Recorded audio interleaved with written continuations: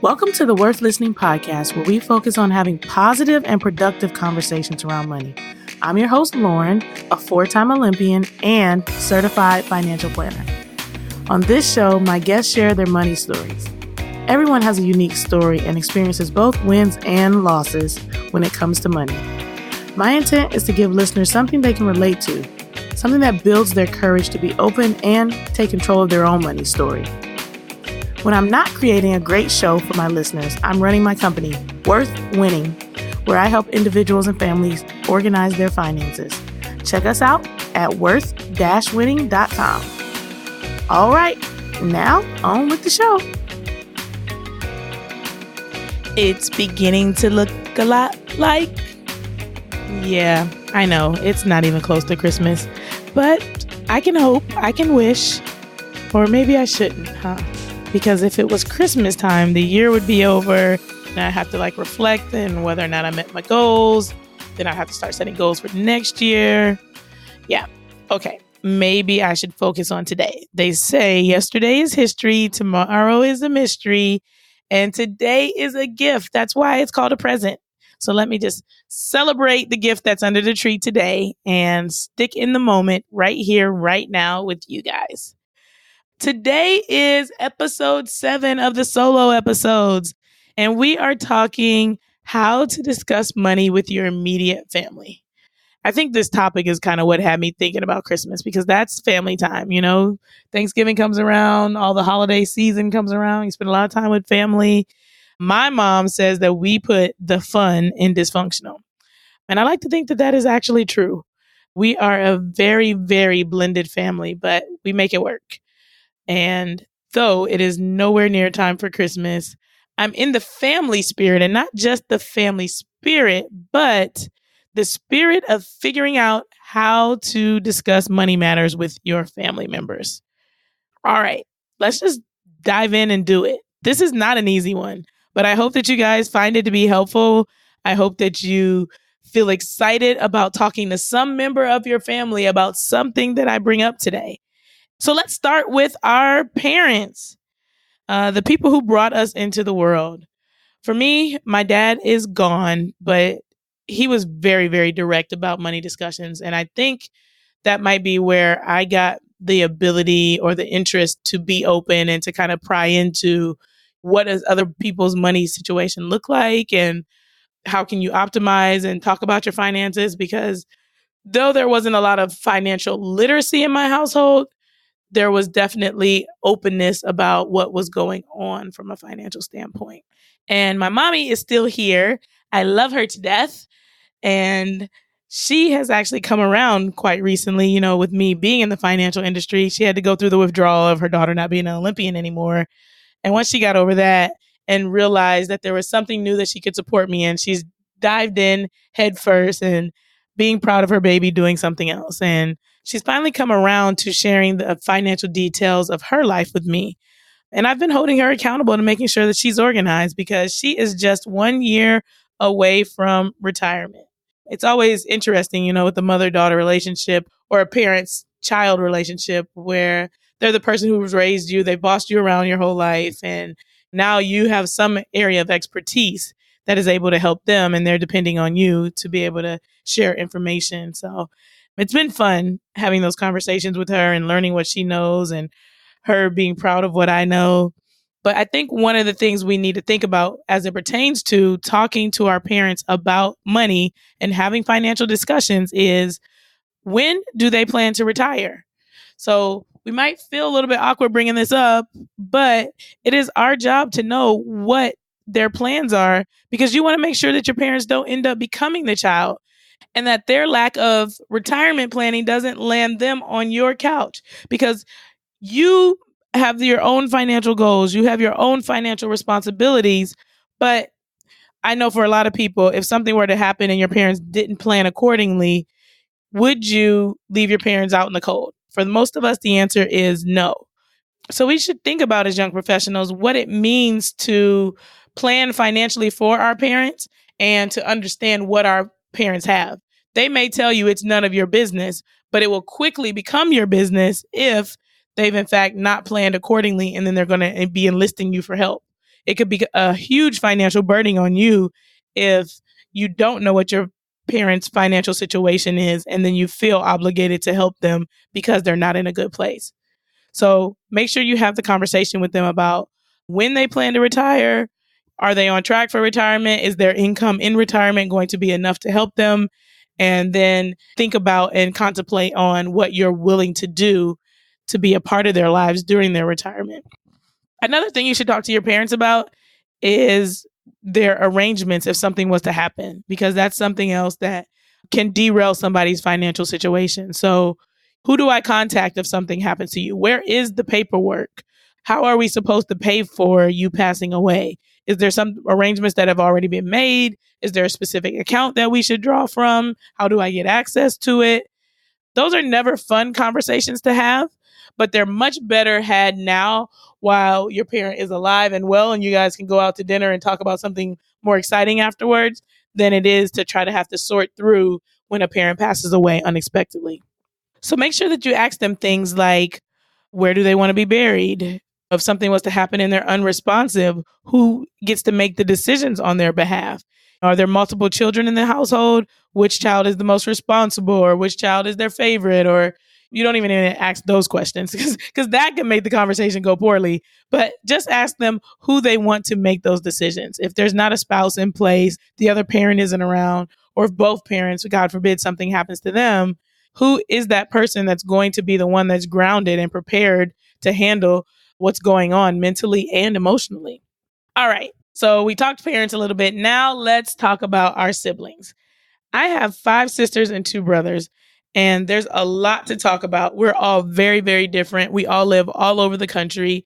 Between the 8 of us, we are spread out among 7 different states, with the 2 of us that are in the same state and 2 different cities. So lots of different things as it pertains to cost of living. Everyone has their own life. Some have children, some are married, some are divorced. There's a lot of different things and a lot of different variables that come into play when talking to your siblings about money. And so when thinking about how to talk to your siblings about money, I think a good place to start is to ask what goals they have and what action items they have that are related to the goals, so that you're not getting too pushy about their financial life, but you're just simply asking questions about, have you organized something for yourself? And you have these goals and aspirations. Okay, what are the actual steps you're taking to reach those goals and aspirations? That'll give you a good feel without kind of, like I said, being too pushy or too nosy in their financial situation.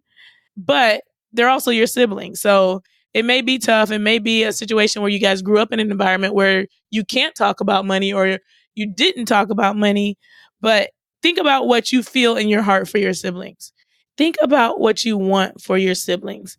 I know for me, I would never want my siblings to be struggling privately and never have asked them what the status of their finances are. For me, that would be me not having done my due diligence. If I never asked, how could I know the answer? And when things get really bad, why would I be caught off guard? By having simply asked, I've created the opportunity for them to open up and to share with me. This also gives me the opportunity to start a dialogue with them and to find the resource to help them plan if they've not done so on their own. From my perspective, their business is my business if I'm going to be willing to help them in the future when things don't go quite as planned. Now, if I'm not going to be willing to help, then it's not my business to get into their business. But assuming that you love your siblings, that you care about them, that you care about their well-being, then it is your business to at least reach out and ask them what their situation is, give suggestions for how they can better improve their situation, work together with one another. If you are both in, or if you are all in a bad situation, that's great accountability to hold one another accountable as a family so that you can all have organized finances. But if things don't turn out quite as planned, you're at least aware of it, and that gives you a better opportunity to help them pivot as things go wrong and get themselves on the right track. And the same goes for you. Now, if they tell you, mind your own business, I'm not minding your business, don't mind mine, and they're just not ready to have that conversation, then give it a rest. But that also gives you the freedom to say no, guilt-free, in the future when they ask you for some financial help. If you try to talk to them like, hey, sis, I noticed you bought your third new car in 3 years. I'm sure that's having an impact on your credit and the car notes. I'm having a hard time with my car note and you got a new car. So do you want to talk a little bit about what's going on or something like that? And then they tell you to mind your business. This gives you the freedom to say no guilt free in the future when they come to you for financial help.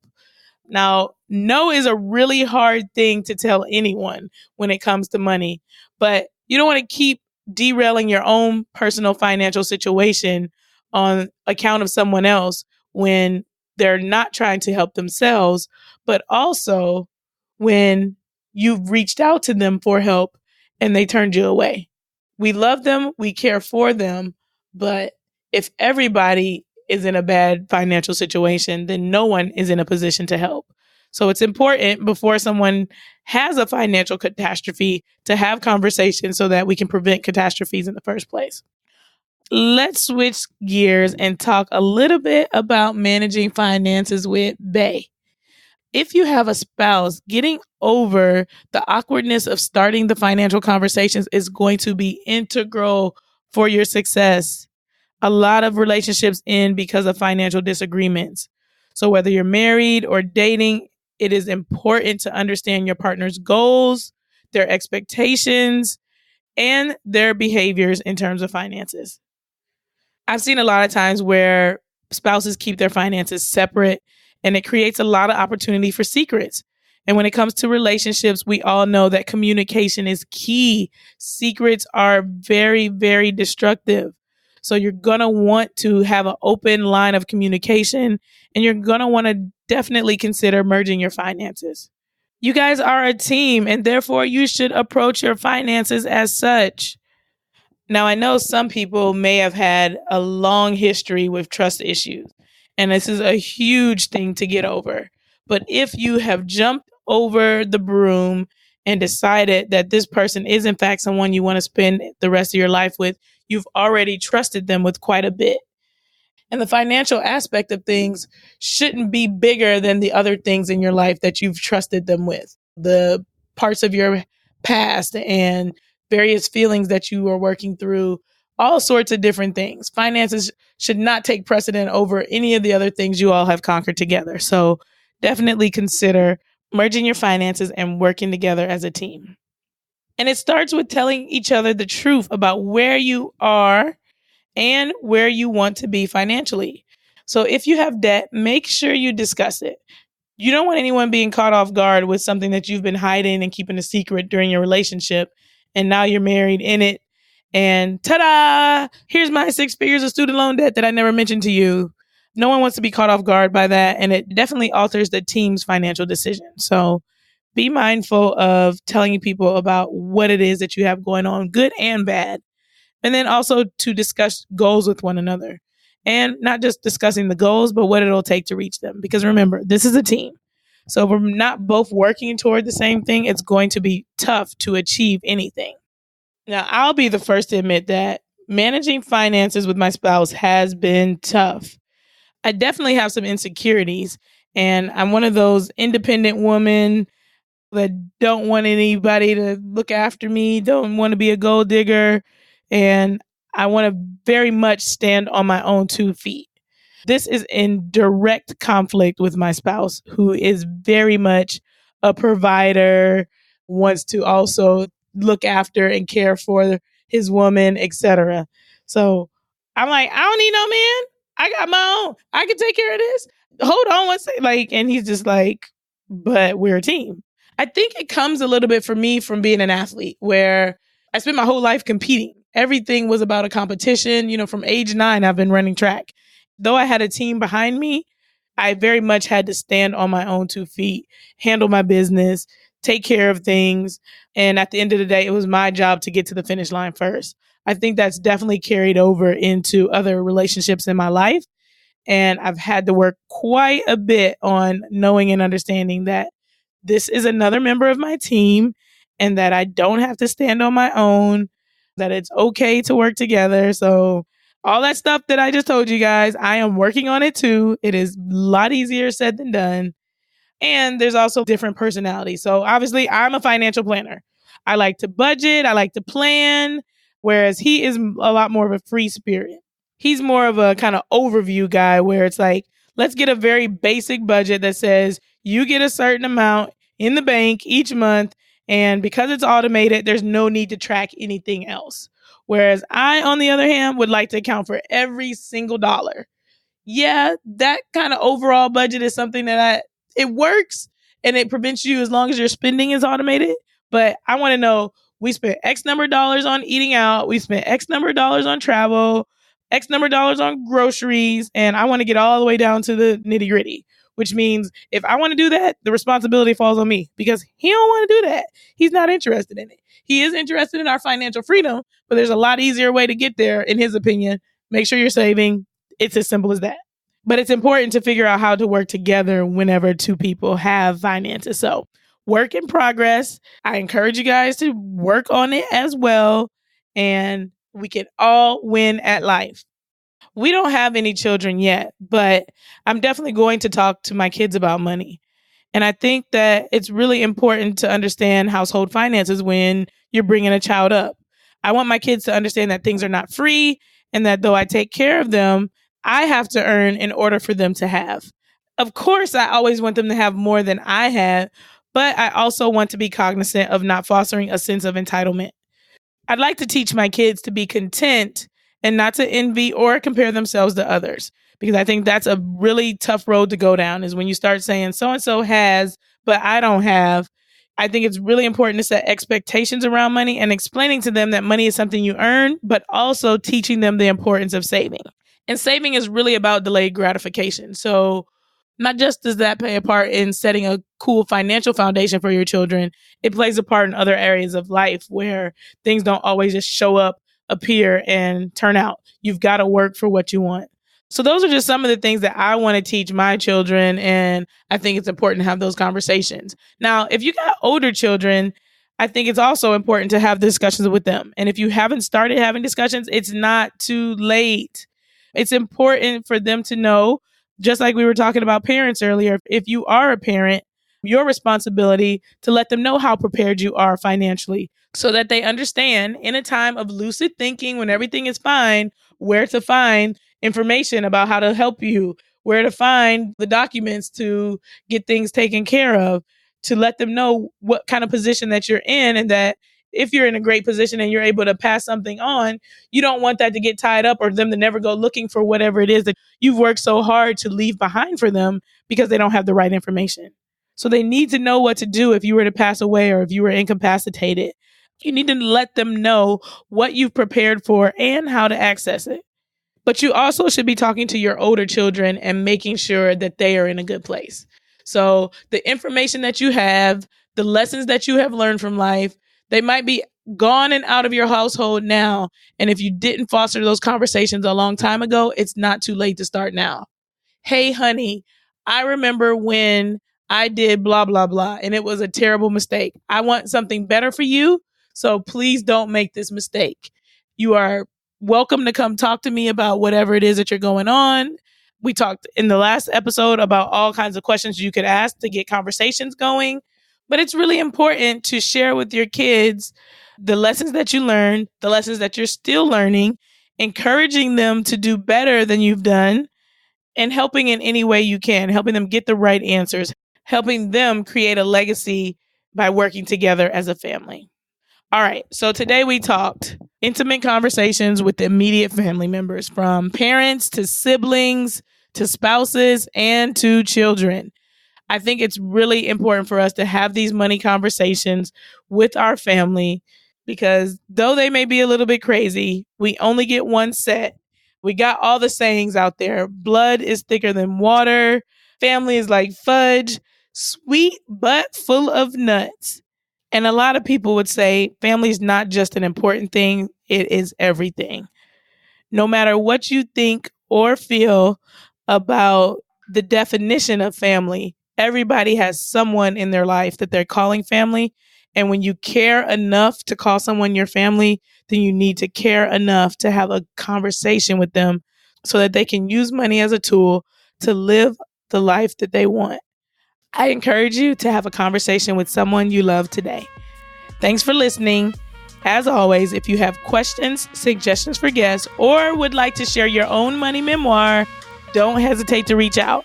I'm happy to have you on the show, and I'm certainly happy to discuss personal finance with you. So hit us up, worth-winning.com.